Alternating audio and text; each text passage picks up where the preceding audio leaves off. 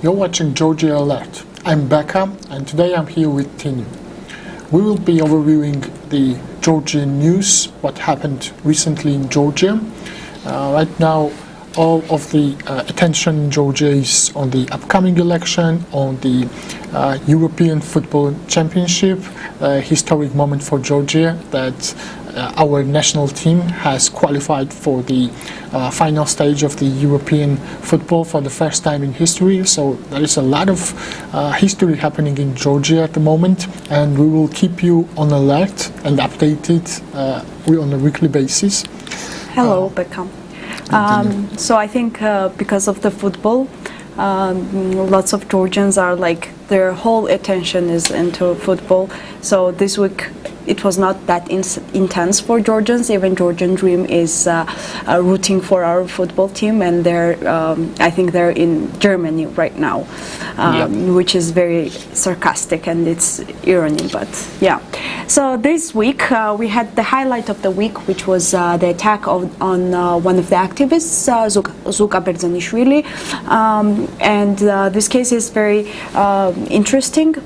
We all know that literally every week we have this kind of cases of activists being beaten up, but this was also very interesting because the Speaker of the Parliament, Shalva Papuashvili, posted in the morning the Facebook post about this man, Zuka Berzanishvili, an hour after the post, people attacked him. So he was so heavily beaten that he required a nose surgery an hour after the parliament member posted about him. So later Papuashvili also underlined that such kind of actions and such kind of people will be also punished, and will happen same things to them. So it was a green light from Georgian Dream parliament member that beating up people is normal, so we can continue doing it to anyone who is protesting Russian law. Actually, yesterday happened another case of beating up an activist who is actually not very active in politics. However, he is a friend of one of the activists. So they beaten him up also. And such actions by government officials can easily be interpreted as a green light to commit violence against government critics and impunity. So Amnesty International's deputy director for Eastern European and Central Asia just said this about Georgian Dream's attacks on it seems like as we move forward, these violence attacks, they keep happening. It's every week basically somebody is being assaulted on the street, and that somebody is usually a critic of the ruling party, a person who just has a dissenting opinion, who might have been protesting in the demonstrations. So right now everything is on kind of hold politically. We are waiting for the upcoming election, but this gives the ruling party time to concentrate its violence and to punish people who have been active before. So, but this is pointless. These people are not going to be quiet about this. They are getting more angrier and angrier, and they will vote against the ruling party. So it's pointless to keep people attacking like this. This has to stop at some point, but we're not surprised because every week there is some type of attack happening out in the streets basically, and this is no surprise that it just keeps happening. But I also want to mention that Georgian activists somehow learned how to work with Georgian Dream's assault. So now what I hear from other organizations and activists is that they usually go by groups and groups, with friends to home, to different locations, because it's very scary for them, and they have some kind of support of their friends. And we've seen that these cases, it's probably gonna go even more and more. They're gonna attack more people, but for now it kind of reduced because there were a couple of cases when there were groups of people with activists, and those titushkes just left and could not beat them up. So I want to mention this, that Georgian activists, they know what is going on, and they're always keeping themselves very careful, and they have shocks and pepper sprays for them to protect themselves. It's funny that this ruling party 12 years ago, they came to power on the promise that they would stop violence from the previous government. And yet, in the end, they are the ones who are repeating, who are following in the footsteps of the old regime. Now they have become what they call Natsebi, like previous ruling party. They are basically justifying their actions because people are from the camp of United National Movement, and that's why, as if this is an argument good enough for the violence. So no matter who they do this violence to, this is still violence, is violence. Criminal activity is still criminal activity, regardless of who it is against. So they have to think about this when they were in the opposition themselves. They were under attack from the previous government. Now they have become the same type of authoritarian regime which they vowed to win against the previous election. So this is, I don't know, Nietzsche has written this, that beware people who are fighting monsters, they may become monsters themselves. So this, yeah, they have become monsters in this fight. But yes, this will have repercussions. Someday soon we will have new elections. No matter the outcome of these elections, these people will go to the court, European Court of Human Rights, and this, and I don't know, police and investigation, it's silent. They're not taking any action. This also is deemed as the violation of human rights, because if there is a fact that there is a criminal activity and this person, for example, Zukabejanishvili, he should have been announced as the victim of a crime. He's not being announced as a victim. Actually, right? he has a no. He's not. He has a trial now. He's on convicted the trial. on something. Yeah. So yes, all of these activities will end up in the Court of Human Rights, and the court will have the final say. And yes, I don't know, at this time maybe they do not think about this, but this will come back to bite them. And yes, they will have to think about repercussions at some point, that this will somehow fall in the legal arena, maybe not here in Georgia, but yes, this will have consequences. So yeah, this is not usual. This is not unusual for us. Yeah, even for our viewers, we tell them every week the new case. Yes, let's move on to much better news. President Zurabishvili vetoes CEC amendments and beyond. On June 3rd, the President of Georgia, Salome Zurabishvili, vetoed the amendments to the Rules of Procedure of the Central Elections Commission of Georgia, according to which, if a decision of the CEC requiring the support of at least 2/3 of its full membership cannot be passed during a CEC meeting, it will be subject to a revote at the same meeting and will be considered passed if it receives a majority of the CEC's full membership. According to the President's administration press release, the President believes that with the change, the need for consensus among the parties to make decisions in the CEC will be eliminated, and the ruling party will be able to make decisions practically on a one-party basis. Yes. Basically, this CEC amendments and the legislation has been debated for a long time now, even like in previous years. The EU has recommended certain changes, that there should be political plurality in Georgia. We cannot stand one-party government for such a long time. It has to change, and CEC is one of the key regulations which guarantees them this standing in the parliament. But now, whole opposition, this is the reason, the legislation itself, that the whole opposition is trying to unite. We have the 5% minimum requirement for the parties in the parliamentary elections. So if a party, any opposition party does not go beyond 5%, they are losing their votes to the ruling party, basically. So this rule sort of forcing everybody to unite against the ruling party. And yes, so these and other amendments were done in a way so that they're not compliant with this 5% rule. They want to go beyond and not leave any chance for the opposition to win.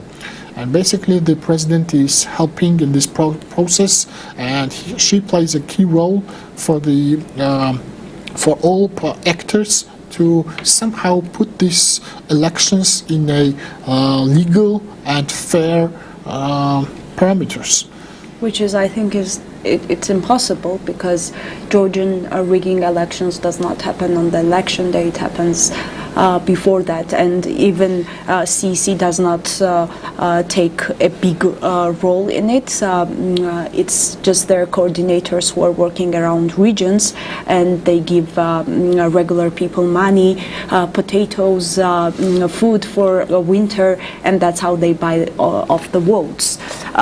So Zurabishvili playing the role in this case is very important, I think, because now we need to alert the whole world that in Georgia, rigging the elections happens every year, so we need to keep an eye on Georgia in this regard in this year, especially because this year, if they're gonna rig the elections, it's gonna go beyond and it's gonna get very intense. So for this year, it's very important to keep an eye on CEC and also Georgian Dream. Other than that, President Zurabishvili met youngsters. She met youth around like 3,000 Georgian students from different universities, and these students had a chance to ask questions to Salome Zurabishvili. Their questions were usually on the unity of the opposition, because that's what the whole Georgian society is demanding right now. So Salome Zurabishvili, in this regard, she's playing a very good role for Georgians, for Georgian youth, because she really needs to have some kind of connection to people, which has not been done yet. So now that she's starting that, and she's the umbrella of the whole opposition, it will lead us to political campaign which is very active, and this youth can also be part of this political campaign. The young generation, the students, they will have a huge impact. Unlike before, this group of people might have been deemed as inactive in politics, but recently we have received a lot of new voters in Georgia. The young people who just turned 18, their numbers have increased from previous election to this election, and in this protest we see that they are active in the politics, and they realized their future is at stake here. So they want to decide their own fate, and that's why the president and many political actors are focused on this group, the youth, and they have pro-European views, because they want to travel to EU, they want to receive Western education, they have seen the European lifestyle, and they much rather choose to associate their future with the Europe and Western world, basically, rather than Russians, who we also have communication with Russians. They have come here during the war, as refugees, and we have seen their lifestyle, and they are surprised by Georgia's freedom. Actually, when they arrived here, they were amazed at the freedom of Georgia, that wow, you guys can go out in the street as group of people and police doesn't stop you. They ask questions like this, and this is foreign to them. The Russians just to live freely without harming anyone and without in fear of the police. This is foreign grounds for them. So we want the same type of liberty, and the youth wants the same type of liberty which Europe and Western world has. So of course it's no surprise. Even our GD ruling member parties, the party members, they are at this moment in Germany, in Europe, so they are enjoying the culture, they are supporting the national football team, so of course everyone sees the reality. The thing is that the government just does not want to let go of power. That's what this is really. This is not really about, I don't think personally that this is really about foreign policy, whether they want to go, the government wants to go to north or west. They just want to stay in power. And the West tells them this is not the democratic way to stay in power for 12 years without any opposition. And the North does not care about whether they have democracy or not. So they of like course, it. yes, of course they will be more friendly towards the North, but they would still like to go to EU, send their children there. And yes, everyone agrees on that. And on the youth, actually, lots of my European friends, they tell me that they're jealous because in Georgia, lots of young people are interested in politics. And actually, that's what I believe Georgian Dream got scared of, because they saw the surveys, they saw that youth support was very low for Georgian Dream, and that's why they decided to bring this Russian law, because they knew that with this Russian law, it would affect Georgian youth who are active in politics or who are just interested in politics, because the organizations that work that would be in this Russian agent law list, they're the ones who are working with the youth. So that's what they're scared of. They're scared of losing their power, and they see that Georgian youth are very active in this regard, and that's what they try to just remove from political landscape. Other than that, I would love to add one more news about President Zurabishvili, since we started talking about her. On June 15, President Zurabishvili attended the Ukraine Peace Summit in Switzerland, also meeting President Zelensky and others also.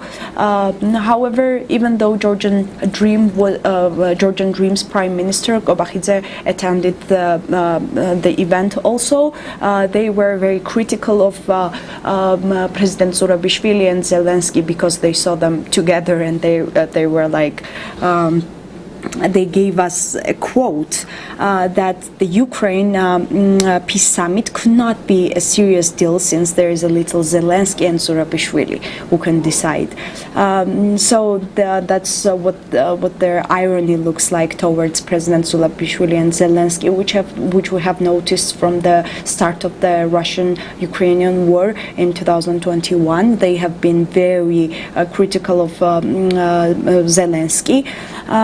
So yeah, Zurabishvili does not only work here in Georgia for now among youngsters. She also visits other countries, and she's doing international work for our elections, which is coming up. I remember in 2022, Georgian ruling party, they were passive during the Ukrainian-Russian war.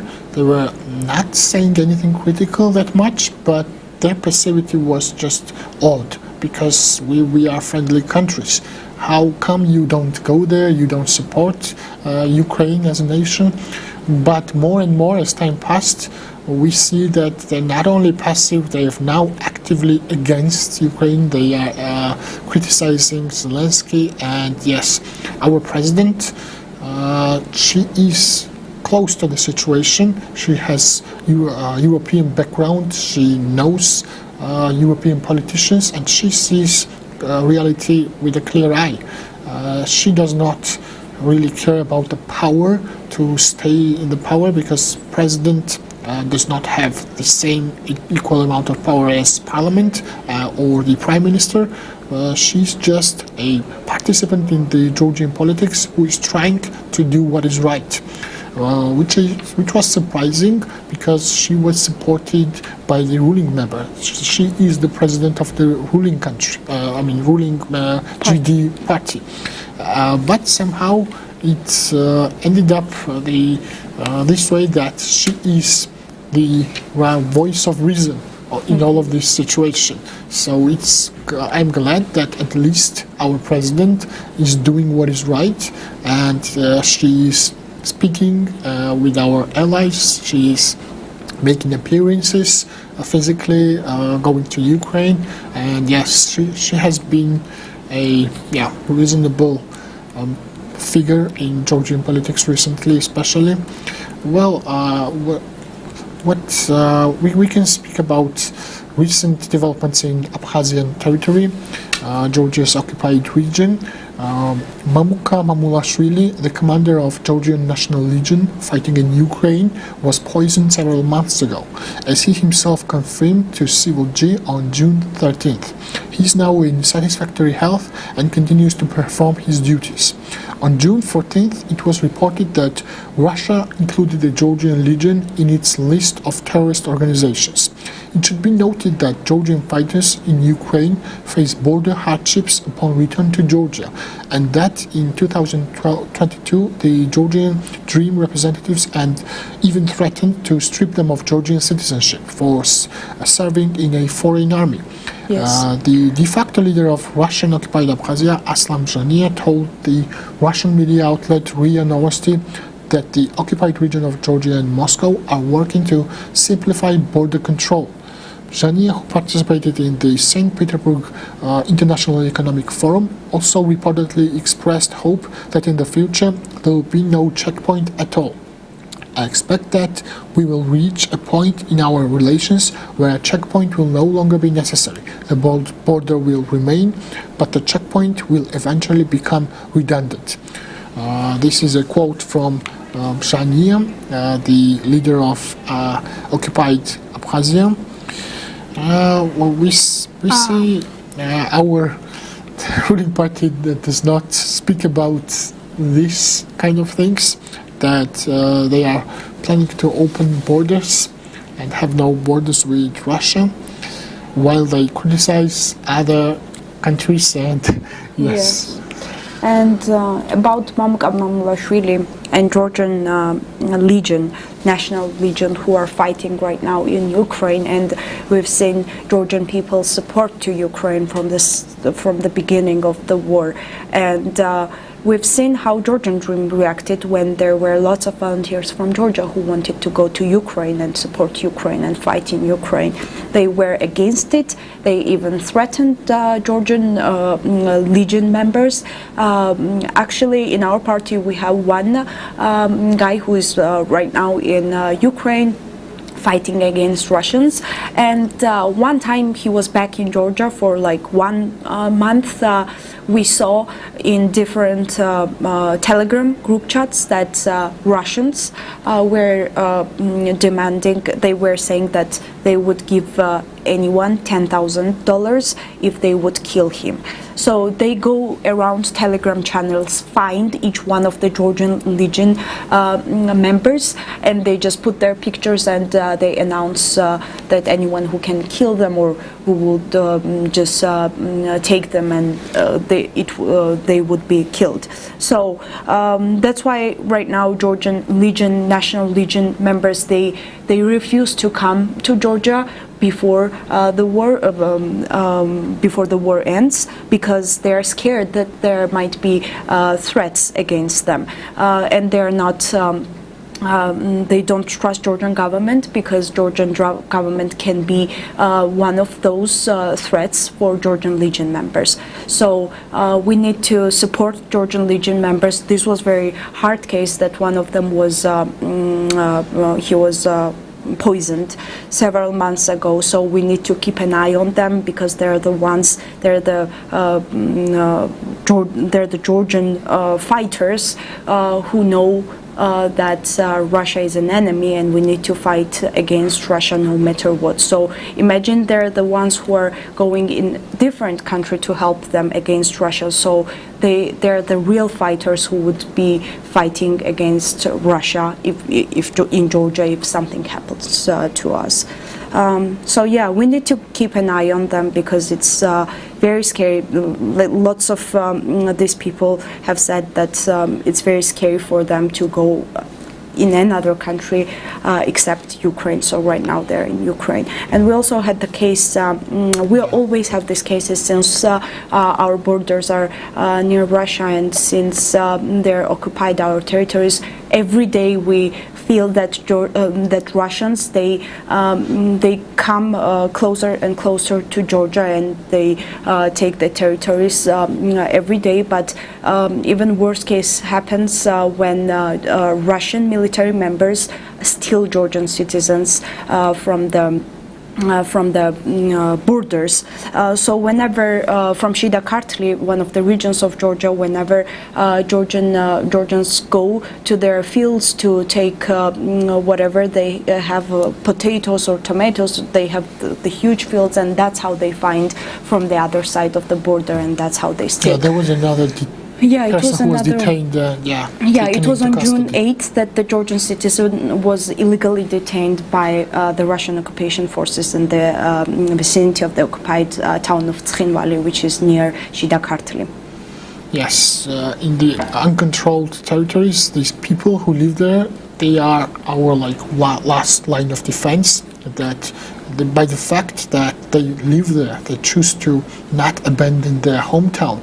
They are the most patriotic people in Georgia, perhaps. So our country, our government should be trying to at least get them back, because they're refusing to leave their homes. They stay where they lived their whole lives. This is beyond politics. This is just humanity. They are very brave, actually. One of I think it was last year, I was at one of the borders and I talked to the people from the village, and the women from the village were telling me that Georgian men who live there, they care so much about the thing, what happened, and they're bothered so much that whenever they get drunk with wine, they have this, like, everyone gathers and they have this feeling that they want to go there. So Georgian women in those villages, they try to keep them safe, and and actually that's when all of the stealing happens at night, when Georgian men are going around in their villages alone. So people get those people are very brave. Yeah, they have been kidnapped for years now. There was a famous doctor also, Dr. Waja, who was kidnapped in the past years. Luckily, he was released afterwards. But these type of events, they keep happening, and yeah, this is reoccurring. So let's move on to economic news. The Georgian lari gel is being devalued at the moment. It's been happening for a couple of weeks now, and the National Bank is selling US dollar to keep the value of dollar somewhat control it somehow. The National Bank of Georgia sold more US dollars from May 16th to June 11th than in the whole year of 2023 in an attempt to stabilize the exchange rate of GEL, which has experienced devaluation since the adoption of the Russian law, meaning the foreign agents law. In the third reading of May 14th, in total, MBG has already sold 168 million USD in just 1 month, while over the last year it sold 1.2% less, 166.75 million USDs. So by selling the USD, Georgian Central Bank is trying to create a demand on lari to keep its value high. This is a temporary. This is a temporary move. It cannot hold the gel for so long because there is so much US dollars to be sold from the bank, but they have to take into consideration the effects of the legislation, the Russian law, the expectations of other people who are looking at Georgia. Especially we are heavily dependent on the Western transactions of dollars which are sent in the country, and this type of negative expectations towards our political situation heavily affects, of course, our gel, and they have to consider at least these economic factors of their moves, even if they don't much care at the moment about the legal aspects. They are the ones in charge of the economy. This also has effect on their own budget, so they have to consider just how damaging this foreign law, this Russian law has been. Also, so far there has only been sanctions from the United States on visa restrictions. It has not been an economic sanction on GD members on the country. So just to understand how damaging this could be to the entire country, they have to be willing to at least change the course of action. And yes, repeal this law, start to go towards democracy, to change their views on certain key issues, and this power without the backing of real power, it's not really much of any importance. If there is no people backing it, if there is nobody else backing your power, the democracy does not work. Yes. And we know that printing money does not stop inflation. Of course. It can be a temporary thing, but we're going to struggle in near future, especially when the economic sanctions come. It will get worse and worse for Georgian lari in Georgia. So Georgian people should keep in mind that these things are gonna happen. It's gonna get probably even worse. For example, me, I tell my mom to keep dollars and not keep lari for now, because it's very not good. Lari is not in a very good state, and we don't know what's going to happen. And we've seen what happened after Soviet Union collapsed. Georgian people lost all their money. Actually, Georgian lari is not a stable currency. So maybe if, when we go to the EU, when we join the EU, we need to think about adopting a new currency, which is EU, which is trusted in lots of countries, lots of other countries, and Georgian lari cannot be trusted for now. Yes, the only reason that we are using our national currency is so that they can print more and take it for themselves, basically. This is marketed to people that this is a good thing, a national patriotic thing to have our own currency, but nobody else is using lari except for Georgians. We are obligated by law to trade in lari, to sell goods in lari. But outside of Georgia, it is not a demanded or trusted currency. So the demand that they are creating, the bank, it is not real, basically. They are creating fake demand by selling these USDs themselves, so that the price comes down a little bit and does not go beyond 3.0.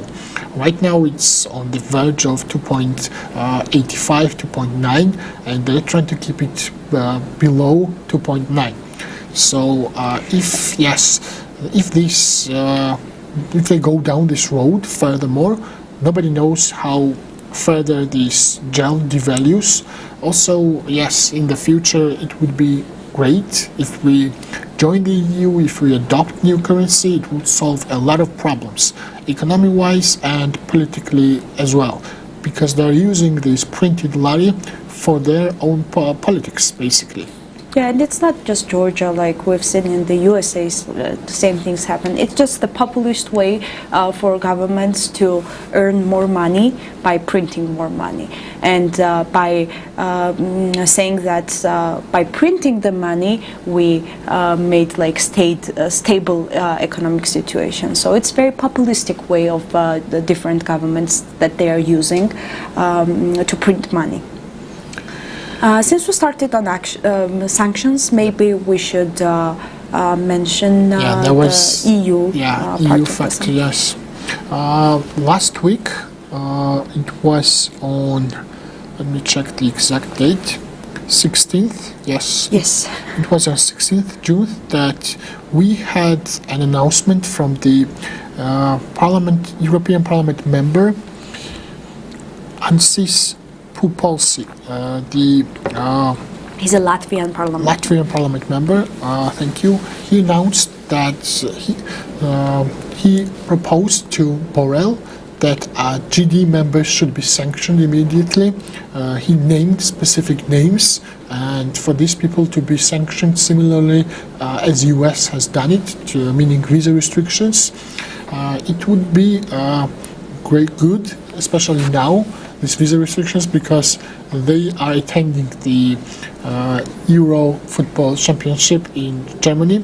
Well, on 24th of June, this will be one of the points that the summit, the council will hear. The Georgian events will be under consideration. They have clearly stated that they're against all of this violence and this political situation that has been going on in Georgia recently since the adoption of the Russian law. So they will not go lightly on this disregard from the GD members. They disregarded everything which the EU said, recommended, or they even rejected the meetings. So this is pending on 24th of June next week. There will be some consequences from the EU as well, and it would be great if they followed in the footsteps of US, and that will be likely the case here, that some people will be sanctioned personally. Yeah, and it's not just GD that they are always trying to talk to GD members. Our Prime Minister said that in one of the talks with, I think it was European Parliament member or someone from the Europe, mentioned the case of the president in Slovakia and what happened to him. And our Prime Minister said that they were threatening, European Parliament members were threatening him that the same thing would happen to him. So it was a clear lie that our government our Prime Minister was saying against EU members, so EU Parliament members. So we know what their attitude is towards them, and we know that Georgian Parliament members and GD is not talking to the EU on international level.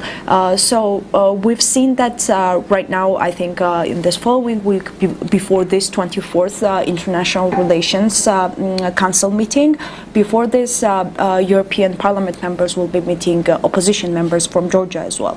So the whole opposition is going to EU to discuss the current events that is happening in Georgia. So we're expecting that EU will also continue USA's footsteps, and probably it will gonna get more and more harsh for Georgian Dream members. Yes, right now the opposition is trying to configure themselves, and they are trying to unite for the elections. And we will have more specific details as these events progress. So far, it does not look good for the Georgian Dream Party, because they have caused everyone to unite against them.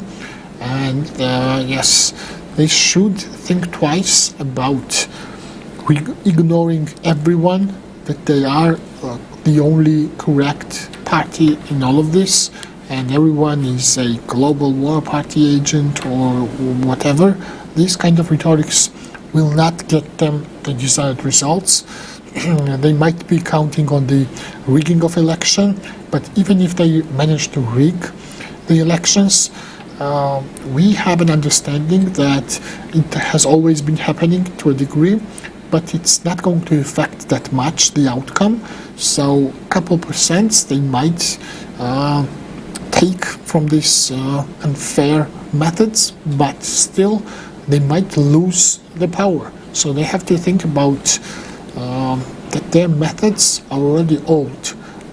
Everyone already knows what they're going to do for the elections, and even if they try to repress critical opinions, the dissenting opinions, even if they try to beat up people on the streets, the election day will still come, and the whole world will see the results. The Europe, the West, the partners, wherever they are, they will see what the results of their actions have summed up to. So they should think about changes. The opposition is changing, and so hopefully the GD will think about changing their idea, their viewpoint, and their power. Yes, it is said that power corrupts people, but perhaps there are some people within them that they speak the voice of reason to them that this is not the way.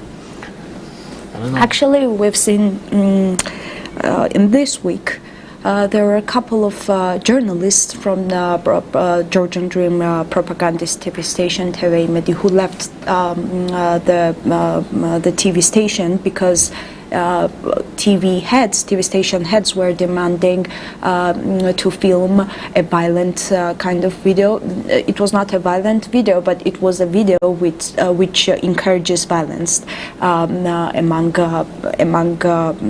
Georgian Dream's supporters and Georgian Dream's opponents. So that's why they left TV station, and I think that it's gonna get we're gonna get more and more examples of these cases that normal people who are in different ministries or they're in TV stations, they're gonna leave their jobs because Georgian Dream is demanding more and more from them. Last year it was not very clear for those people that Georgian Dream was clearly pro-Russian, and now it's getting even more and more relatable to them, and they are understanding it. So this is kind of a good moment for Georgian people that propagandists who we thought they were propagandists, they understood the reality of Georgia, and they are leaving their jobs. And other than that, we heard that there is kind of a problem going on among security services. It's not security service, but it's special tasks department actually. With Khareba, Zuyat Kharazishvili, aka Khareba, and as for now we know that he's sanctioned by the USA, and plus there were some kind of misunderstandings among his team. We don't know what happened clearly. We know that there was some kind of talking among them, and then they beated up each other, and there was a strange thing going on. So even though we don't know what happened exactly, we know that this was a cracking moment for special tasks department. There were probably some kind of misunderstandings among each other, and that's what happened. So we're gonna see more and more of these things happening when the elections are gonna come, because special tasks department, maybe Zviad Gharazishvili, he's able to, he does not care if he beats up people, and he's able to do all of those things, but there might be some normal people over there also who will be protesting it. Yes, we have seen that this group of this department involves people who are athletes, former athletes, those type of people. So he had a clash with one of his, as it turns out, opponent in all of this. I don't know, it was from the same task, but it was a clash based on money and power. That's how it was basically told from the media, the journalists that investigated this event, that they had a big fight in a public space. And yes, later on, the opposing party left the country. He fled Georgia. So, and this Kareba, he went to the village of the person with escorts and a lot of cars. So there is some inner conflict among the people who are so bravely attacking the free people in the streets. They have now moved on to attacking each other. So yes. And inner conflicts are a very good example of the government cracking and the government crashing. Because when the inner conflict starts, that's when the Georgian dream starts to be less and less powerful, because they will have some kind of problems among their teams and they will have to discuss these things among each other. I actually heard that during the adaptation of Russian law there was some kind of conflict in Georgian dream as well, because some of the people thought that it would be very, very hard for Georgian dream for these elections if they would adopt Russian law. They didn't listen to them.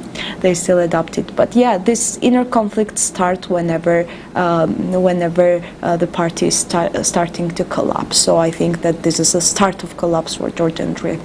Before these events, these couple last year, before this year's events, the GD was sort of deemed as a peaceful party, like less strict than the previous one. They used to somehow admit in closed corners that yes, we have authoritarian regime, but look at other countries and look at previous regimes. We are not that violent, right? So they put on these masks of civility that they're not violent. I don't know what they will tell each other now after all of these violent cases, that they have surpassed even other regimes in other countries. Now what argument is left to justify authoritarianism and not know what they're telling each other, but they have to see that they have gone beyond the point of no return. There have been so many cases after this Russian law that the people know this. And I remember there was a huge protest on one of the largest violence. Georgian people are not afraid of violence, and they, on the contrary, they protest even more after this. So, especially Gen Z, they're more motivated when someone gets hurt, and they're more motivated to fight. Yeah, Georgians don't like violence from politicians, and they don't like injustice. Yes. This has been proven time and again. So they have to consider the history, their own history, how they came to power. So they have to understand that the violence, this aggression will not stand, basically. Yeah. I think we're all kind of discussed all of the news that happened. To finish on a positive note, Georgian youths are very active for upcoming elections. There are a couple of Facebook groups. One is Gen Z's Facebook group, one is Daidove, which is a group to help each other for the protests, and one is Ancestors group, our parents' generation, who made up the group also, and they called themselves Ancestors. And those groups started working for the upcoming elections, and it's very affecting. It's very affecting Georgian youth who are somehow active in politics.